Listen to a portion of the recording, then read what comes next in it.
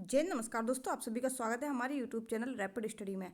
तो RRB NTPC के set number 8 का हम सुपरफास्ट रिवीजन करेंगे। इसके पीडीएफ जो है वो आपको हमारे टेलीग्राम चैनल के माध्यम से मिल जाएगी, जिसकी लिंक आपको डिस्क्रिप्शन बॉक्स में मिल जाएगी। पहला क्वेश्चन है, किसे इस्पात नगरी के नाम से जाना जाता है? तो जमशेदपुर, जिसको भारत का पीटर्सबर्ग के नाम से भी जानते हैं, और जो स्वर्ण रेखा नदी के किनारे स्थित है, कौन? जमशेदपुर। इसे को जो है वो इस्पात नगरी के नाम से जानते हैं। भारत का प्रवेश द्वार किसको कहा जाता है? तो मुंबई को भारत का प्रवेश द्वार कहा जाता है। मंदिरों का शहर जो कि मदुरई को कहा जाता है, और त्योहारों का नगर भी किसको कहा जाता है? तो मदुरई को कहा जाता है। मंदिरों का शहर और त्योहारों का नगर किसको? मदुरई को। औरंगजेब सिटी और बागों का शहर, ये किसको कहा जाता है? ये नागपुर को कहा जाता है। दक्षिण भारत का मैनचेस्टर किसको कहा जाता है? तो दक्षिण भारत का जो मैनचेस्टर है वो कोयम्बटूर को, और उत्तर भारत का जो मैनचेस्टर है वो कानपुर को कहा जाता है। किसको? देखो, दक्षिण भारत अलग है, उत्तर भारत अलग है, और भारत का मैनचेस्टर या फिर बोस्टन बोल दें, ये किसको कहा जाता है? तो ये अहमदाबाद को कहा जाता है। ठीक है, किसको? अहमदाबाद को कहा जाता है। पूर्व का वेनिस किसको कहा जाता है? तो कोच्चि को जो है वो पूर्व का वेनिस कहा जाता है। भारत का स्कॉटलैंड किसको कहा जाता है? तो कुर्ग को कहा जाता है। अम्बुबाची मेला जो कि असम में मनाया जाता है, किसमें? असम में। ठीक है, और ये कामाख्या देवी मंदिर में अम्बुबाची मेला का जो शुभारंभ है वो किया जाता है। ठीक है, जिसे पूर्व का महाकुंभ भी कहा जाता है। और अम्बुबाची मेला कितने दिन लगाया जाता है? तो 4 दिन लगाया जाता है। और कौन से माह में? तो जून महीने में लगाया जाता है। क्यों हमने ये चीज़ बताई? क्योंकि ये इंपॉर्टेंट ज़्यादा हो जाती है, क्योंकि अब दिनों की संख्या पूछने लगे कि कौन सा त्यौहार जो है वो कितने दिन मनाया जाता है। तो अम्बुबाची मेला जो है वो 4 दिन लगाया जाता है, जिसे पूर्व का महाकुंभ भी कहा जाता है। ठीक है, देहिंग पटकाई ये कहाँ की चित्रकला है? तो ये असम की चित्रकला है। कौन सी? देहिंग पटकाई। इसमें क्या होता है? हाथियों को बचाने के लिए देहिंग पटकाई जो है वो मनाई जाती है। ठीक है, मी दम मीफी ये किसके द्वारा बनाया जाता है? तो ये भी असम में ही मनाया जाता है, और ये अहोम जनजाति के द्वारा जो है वो किया जाता है। बैसागु या फिर बोडो, बैसागु जो है वो बोडो जनजाति के द्वारा मनाया जाता है, और ये भी कहाँ का है? आज शाम बहू बहस कर रही थी। ठीक है, आज शाम बहू जो है वो बहस कर रही थी। आपने इस तरीके की ट्रिक जो है वो पहले सुनी होगी। अली ए लियांग ये मिसिंग जनजाति के द्वारा मनाया जाता है। किसके द्वारा? मिसिंग जनजाति के द्वारा। अली ए लियांग ये भी कहाँ का है? तो ये भी असम का है। और चाय महोत्सव कहाँ मनाया जाता है? ये भी असम में ही मनाया जाता है। आज शाम बहू बहस कर रही थी। ठीक है, भगोना, रजनीगर्मा और हरनी गबरा ये कहाँ की हैं? तो ये भी जो है वो असम के ही अ, उत्सव हैं। कौन से? बिहू उत्सव। ठीक है, भौना, रजनी गरबा, हरनी गबरा और रोंगकर, ये सभी कहाँ के हैं? ये सभी जो हैं वो असम के उत्सव हैं।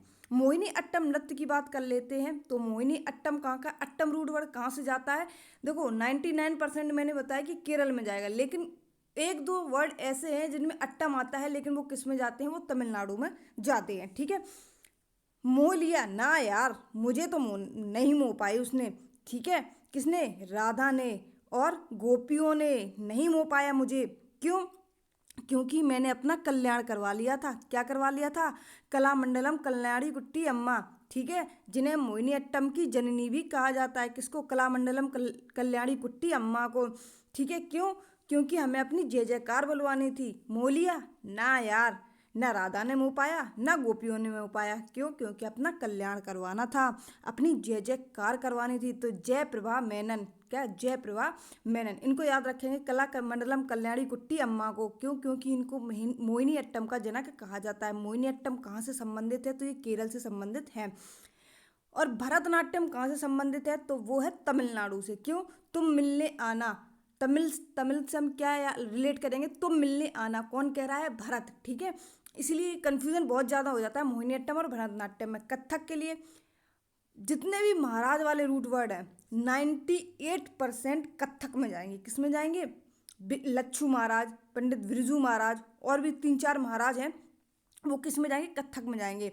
थकना नहीं है, अपनी दम डांट के रखनी है, और सितारे की तरह तुमको चमकना है। ठीक है। तो सितारा देवी और दमयंती जोशी। जोश बहुत लाना है, तभी तो जब तुम अपना जोश लाओगे अपनी ज़िंदगी में तभी तो तुम थकोगे नहीं और तभी तुम सितारे की तरह चमकोगे, ठीक है। जितने भी महाराज हैं वो किस में जाएंगे, कथक में जाएंगे, सितारा देवी और दमयंती। ये किस में, कथक में जाएंगे। जून 2023 तक प्राप्त जानकारी के अनुसार भारत का कौन सा सबसे लंबा रेल मार्ग है। तो सबसे लंबा रेल मार्ग कौन सा है, तो डिब्रूगढ़ जो है ये सबसे लंबा रेल मार्ग है, डिब्रूगढ़ से कन्याकुमारी वाला, ठीक है। और इसकी जो लेंथ है वो 4189 किलोमीटर है और ये 9 राज्यों से होकर गुजरती है। कौन सी, डिब्रूगढ़ से कन्याकुमारी, ठीक है।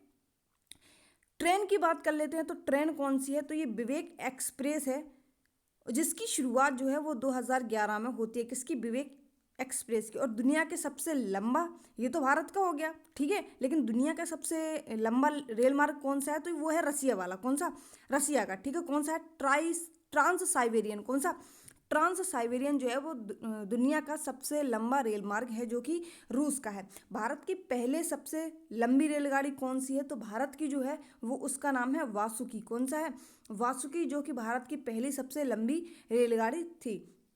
राष्ट्रीय राजमार्ग प्राधिकरण द्वारा निर्मित स्वर्णिम चतुर्भुज की कुल लंबाई कितनी है। इंपॉर्टेंट, मोस्ट इंपॉर्टेंट क्वेश्चन है ये स्वर्णिम चतुर्भुज, ठीक है। आए दिन इससे क्वेश्चंस पूछे जाते हैं। ये 4 जगहों को जोड़ता है, 4 सिटी को। पहला है दिल्ली, मुंबई, चेन्नई, कोलकाता। क्या, दिल्ली, मुंबई, चेन्नई, कोलकाता, यानी कि सबसे बड़े बड़े शहरों को ये जोड़ता है स्वर्णिम चतुर्भुज।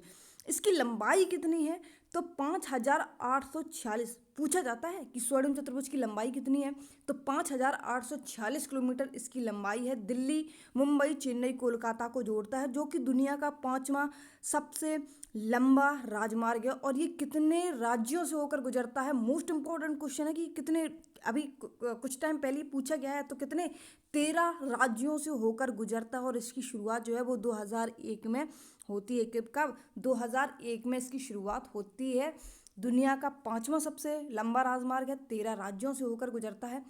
रेल की बात करें तो 9 राज्यों से थी, ठीक है, लेकिन राजमार्ग और रेल मार्ग दोनों ही अलग अलग हैं, ठीक है।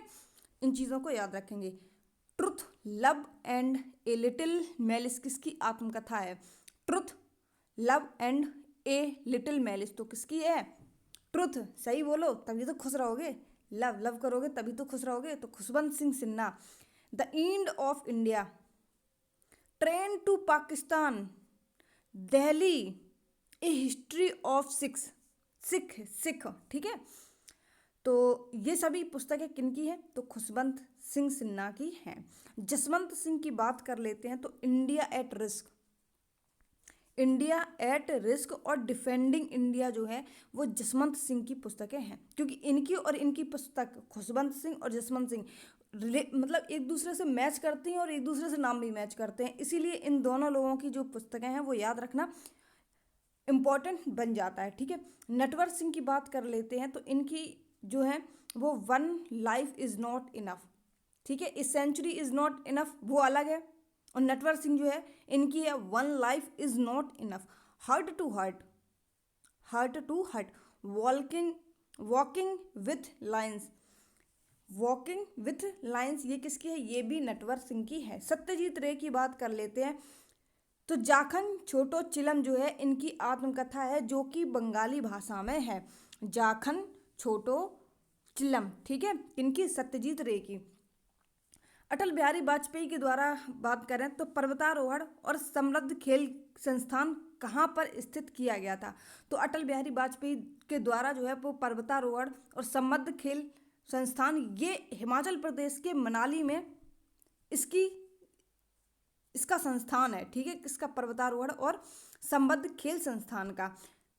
इसके बाद बात करते हैं कि हिमालय पर्वतारोहण संस्थान ये अलग है, और ये पर्वतारोहण और संबद्ध खेल संस्थान ये अलग है, ठीक है। ये हिमाचल प्रदेश मनाली में है और ये पश्चिम बंगाल दार्जिलिंग में है। कौन सा, हिमालयन पर्वतारोहण संस्थान। जवाहर पर्वतारोहण संस्थान ये जम्मू कश्मीर के पहलगाम में है। कहाँ पे, पहलगाम में, किसमें, पहलगाम में। नेहरू पर्वतारोहण संस्थान कहाँ पर है, ये उत्तराखंड के काशी में है।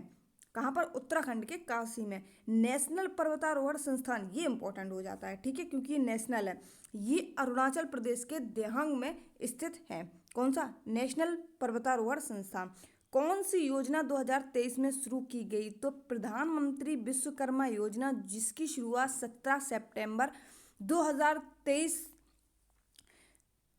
को आती है, ठीक है। और इसी दिन जो है वो सेवा दिवस के रूप में मनाते हैं। कब? 17 सितंबर को। पीएम कुसुम योजना 2019 में आती है।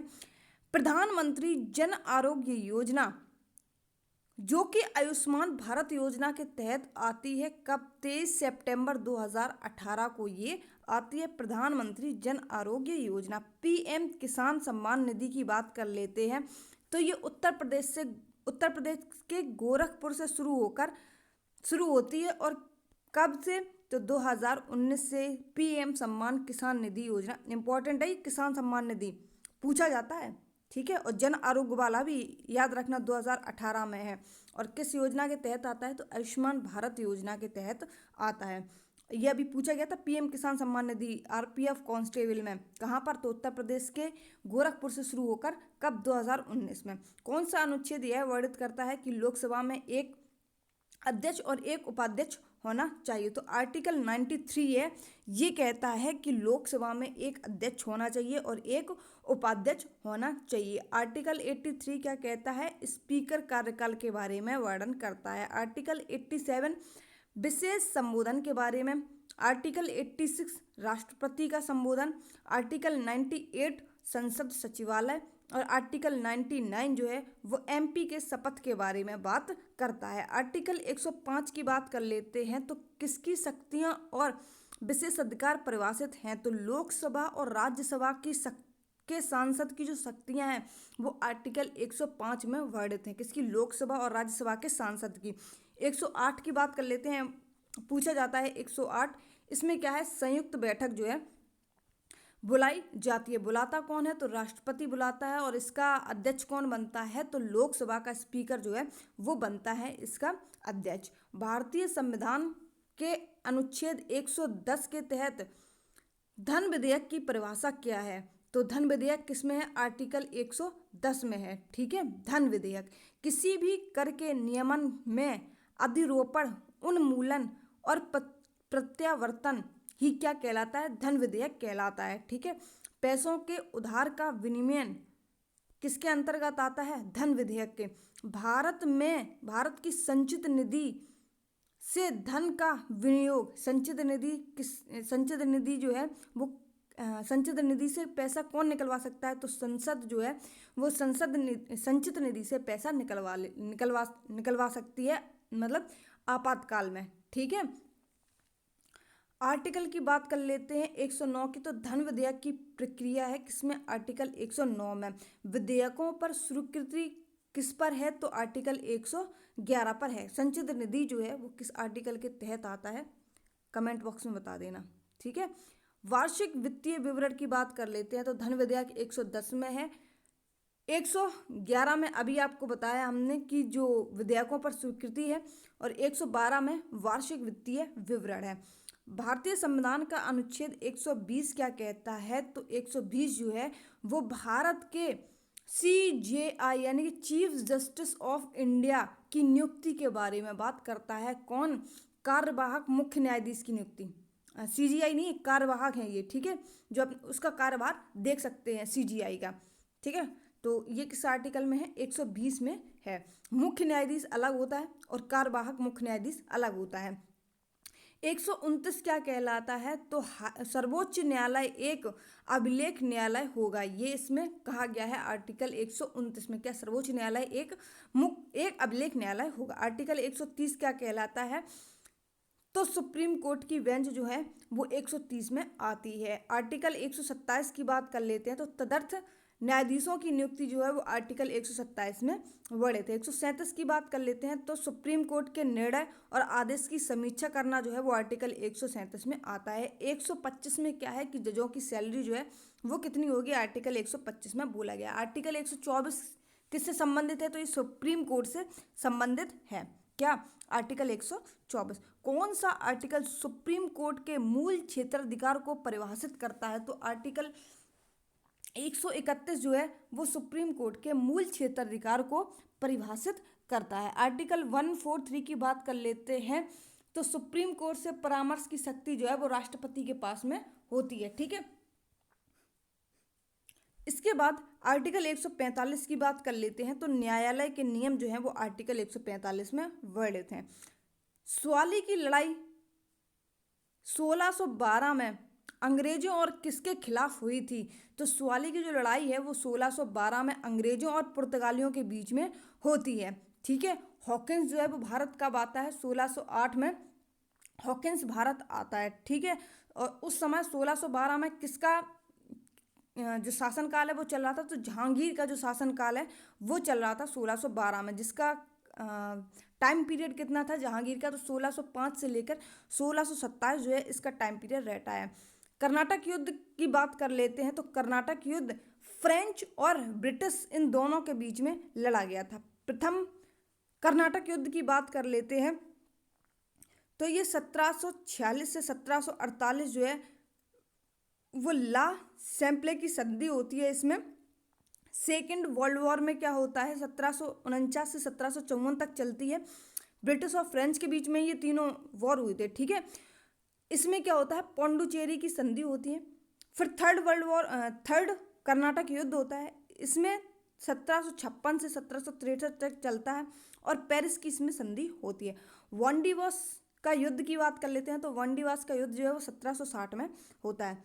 किस आंग्ल मैसूर युद्ध और कौन से वर्ष में टीपू सुल्तान की हत्या हुई थी?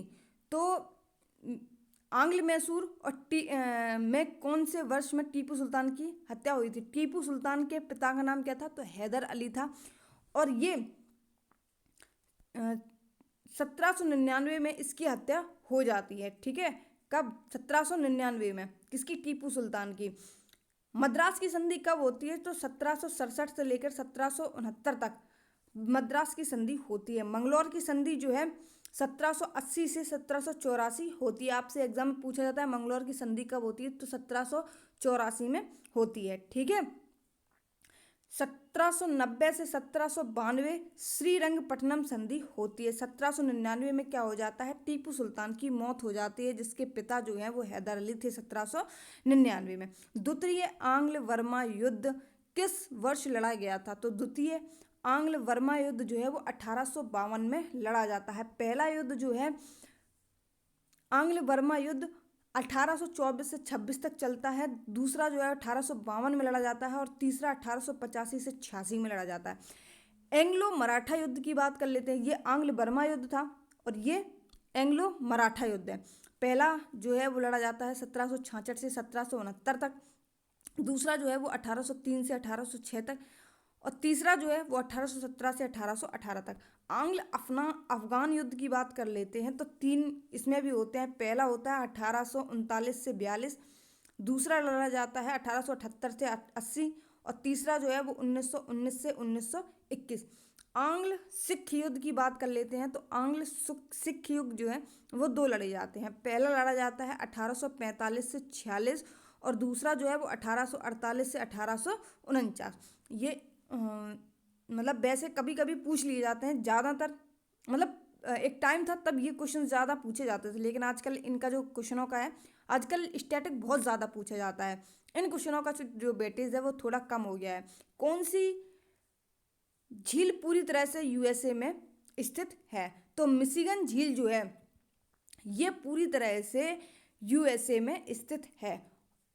ओंटारियो झील की बात कर लेते हैं, तो ये यूएसए और कनाडा के बीच, मतलब इन दोनों में ही ये स्थित है ओंटारियो झील। यूरोन झील की बात कर लेते हैं, तो ये मैक्सिको में स्थित है। सबसे बड़ी खारे पानी की झील, इंपॉर्टेंट अब फैक्ट बन रहा है, सबसे बड़े खारे पानी की झील कौन सी है? तो कैस्पियन सागर है, जो कि रूस में स्थित है। ताजे पानी की झील कौन सी है? तो ये है सुपीरियर झील, जो कि अमेरिका में स्थित है। सबसे ऊंची झील कौन सी है? तो टिटिकावा झील है। सबसे गहरी झील कौन सी है? तो बैकाल झील है। और झील के अंदर झील किसमें है? तो ये मैनूट झील है, मैनीटू झील है जो कि कनाडा में स्थित है। झील के अंदर, झील कहाँ पर स्थित है, तो कनाडा में स्थित है। ठीक है, आगे चलते हैं, झील के बारे में और बात कर लेते हैं।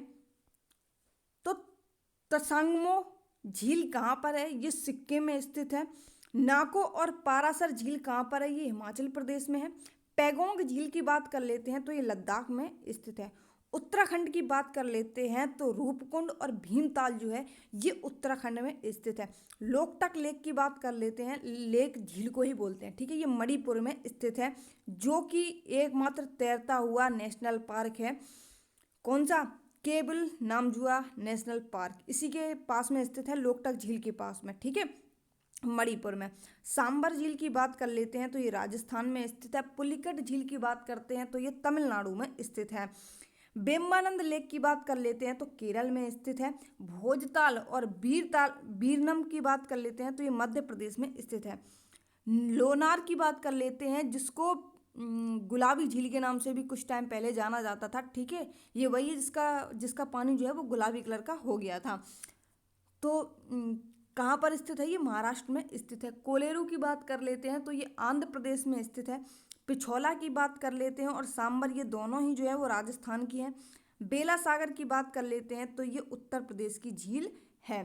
संचेल की बात कर लेते हैं, भोजताल और बीरनम, ये भी कहाँ की हैं, ये तीनों ही मध्य प्रदेश की हैं।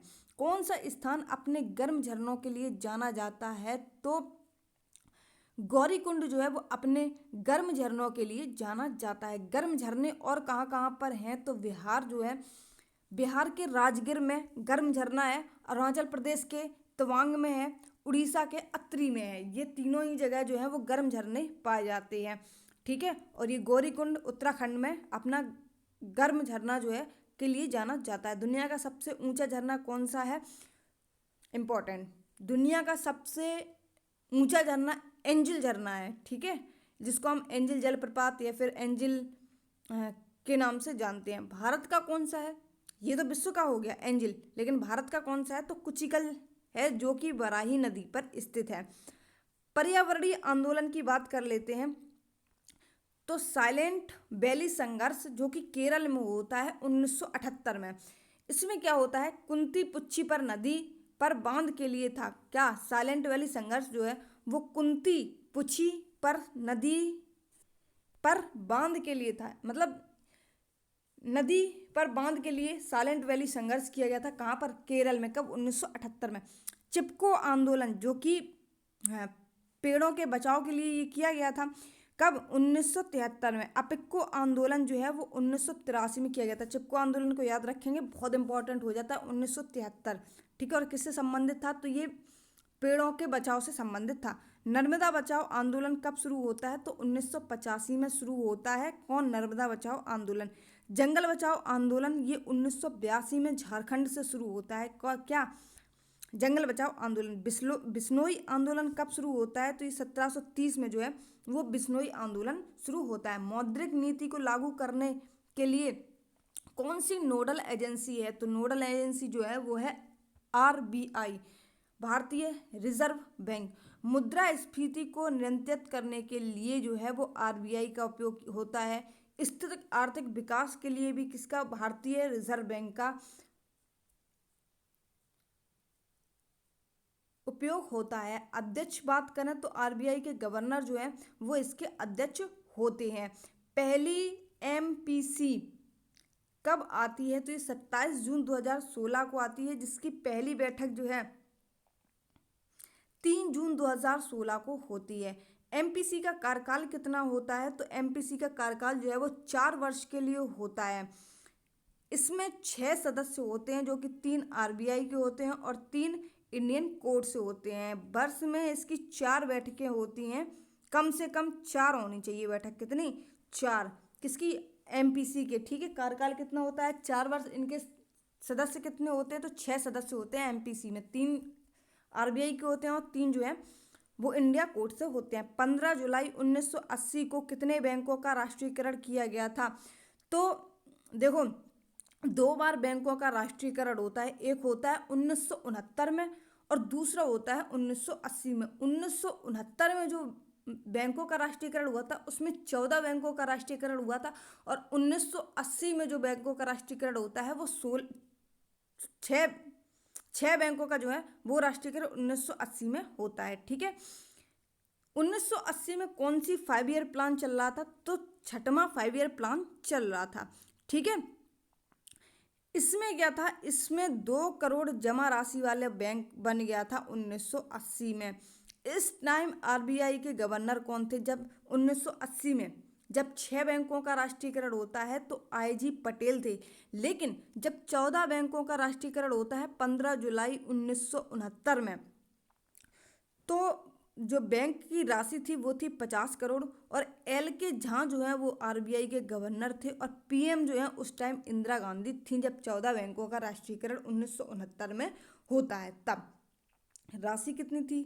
तो जब 14 का हुआ था तो पहले हुआ था 1969 में, तब 50 करोड़ थी। जब 1980 में हुआ तो जो राशि है वो 200 करोड़ हो गई थी। ठीक है, और इसमें पीएम पूछे जाते हैं, इंदिरा गांधी थी। ठीक है, क्योंकि 14 बैंकों का राष्ट्रीयकरण हुआ था, और आरबीआई के गवर्नर जो हैं वो इसमें पूछे जाते हैं 1980 वाले आईजी पटेल। किस वर्ष में भारतीय रुपया दूसरी बार अवमूल्यन किया गया था? दूसरी बार अवमूल्यन कब होता है? तो पहली बार जो अवमूल्यन है वो 1949 में होता है। ठीक है, और दूसरी बार जो है, नहीं, पहली बार 1949 में होता है, दूसरी बार जो है वो 1966 में होता है, और तीसरी बार जो है वो 1991 में होता है। क्या अवमूल्यन? किसका? मुद्रा का। ठीक है, मुद्रा का अवमूल्यन कितनी बार हुआ है? 3 बार हुआ है। कब? 1949 में पहली बार, 1966 में दूसरी बार, और 1991 में तीसरी बार। शब्द आर्टिफिशियल इंटेलिजेंस किसने गढ़ा है? इंपॉर्टेंट क्वेश्चन है। किसने गढ़ा है? तो जॉन मैकार्थी और मार्विन मिस्की के द्वारा ये शब्द जो हैं वो गढ़े गए थे। इसमें क्या होता है, कृत्रिम बुद्धिमत्ता की खोज जो है वो सन 1956 में होती है। अंतरिक्ष में उड़ान भरने वाला पहला रोबोट कौन है? तो वो है सिमोन। कौन है? Cimon, CIMON। ये थोड़ा चाइनीज वर्ड लग रहा है, नहीं नहीं, साउथ कोरिया वर्ड लग रहा है सिमोन। ठीक है, चाइनीज वर्ड होता है चांग जूंग जू, इस तरीके से। जो सीमोन विगोन वगैरह होते हैं ना, ये साउथ कोरिया के वर्ड होते हैं। ठीक है, आर्टिफिशियल इंटेलिजेंस शब्द किसने गढ़ा? तो जॉन मैकार्थी और मार्विन मिस्की। और कृत्रिम बुद्धिमत्ता की खोज सन 1956 में हो जाती है। बाकी मिलते हैं नेक्स्ट वीडियो में, तब तक के लिए जय हिंद, बाय बाय, और कमेंट बॉक्स में ज़रूर बता देना कि वीडियो आपको कैसा लगा।